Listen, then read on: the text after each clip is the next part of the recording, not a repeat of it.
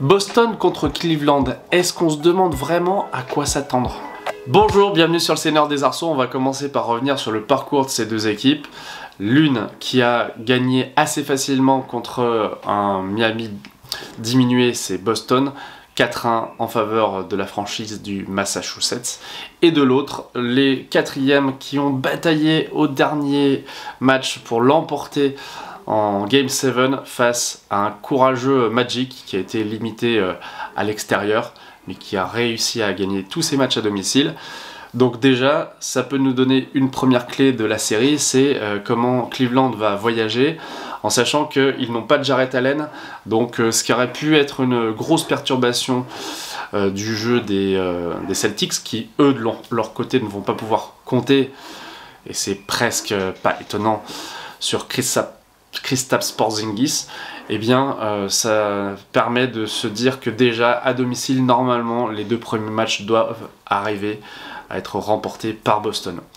Alors, c'est un principe, mais on va aller bien sûr plus loin dans l'analyse, avec d'abord eh bien, ce qui fait la force de Boston, c'est un collectif et une profondeur énorme qui domine, quoi qu'il arrive, Cleveland, en sachant qu'on a des titulaires qui n'ont pas toujours donné une grande satisfaction. Je pense bien sûr à Darius Garland, qui a vraiment été en grosse panne d'adresse durant la série contre le Magic.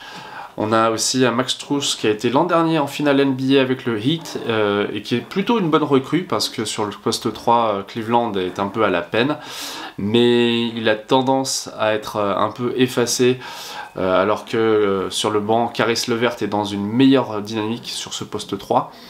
Et puis on a également des joueurs qui restent un peu anecdotiques alors qu'ils avaient sans doute un rôle plus important, comme Sam Merrill, le jeune rookie très shooter. Et puis également George Niang, dont le niveau reste quand même relativement faible pour ce niveau de la compétition. Donc, avantage évidemment à Boston, avec Jrue Holiday à la main, qui a connu le succès et le titre. D'ailleurs, je crois que c'est le seul de l'effectif du côté de Boston. Derrick White, qui s'est imposé comme un joueur capable d'être presque la première option dans certains matchs. Il a eu un scoring à 38 points lors d'un match face aux Heat. Et puis, bien sûr, Jaylen Brown, Jason Tatum, deux joueurs qui peuvent tout faire sur le terrain, être très forts au rebond, à la distribution, à l'organisation, et bien sûr au scoring, avec évidemment une hiérarchie qui est quand même plutôt dominée par Tatum. Et on a également un vétéran en la personne de Al Horford, qui est capable d'apporter de très bonnes minutes, qui est encore vraiment vaillant sur le terrain. Éventuellement, on a Xavier Tillman, l'ancien pivot des Memphis Grizzlies, qui assure, si nécessaire, en sortie de banc.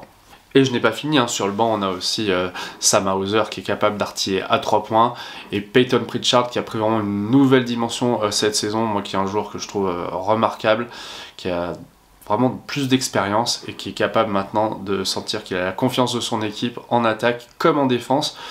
Donc la somme de talent, elle est nettement en faveur de Cleveland, même si on a un super soldat en la personne de Donovan Mitchell, qui a réalisé sur les deux derniers matchs de la série face au Magic 89 points. Donc c'est énorme, on n'avait jamais vu de ça depuis Allen Iverson dans la conférence Est. C'est une performance à la fois remarquable, mais en même temps presque inquiétante, puisque en dehors de lui, en dehors de Mitchell, c'est compliqué d'avoir des scoreurs réguliers, fiables, et Evan Mobley peut apporter son scoring de temps en temps, mais c'est pas lui qui va marquer 25 ou 30 points.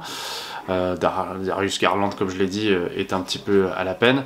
Donc je pense que l'attaque de Cleveland va risquer de peiner face aux Celtics. Je vais vous parler maintenant de mon pronostic. Je pense que Cleveland peut l'emporter sur un match avec par exemple une très belle performance de Mitchell et un supporting cast à la hauteur de l'événement, mais la pression, le talent et je pense la profondeur de Boston devrait faire la différence. On devrait voir, je pense, 5 matchs, 6 grand maximum dans cette série, donc je dirais 4-1 pour Boston, avec un chemin qui continue de se dérouler assez tranquillement dans ces playoffs. Et vous, est-ce que vous êtes de mon avis? Qu'est-ce que vous pensez du parcours des deux équipes? Ça m'intéresse toujours de le savoir. On se retrouve en commentaire sur X ou Instagram, quel que soit le moyen de communiquer. Ça fait toujours plaisir d'échanger. Salut!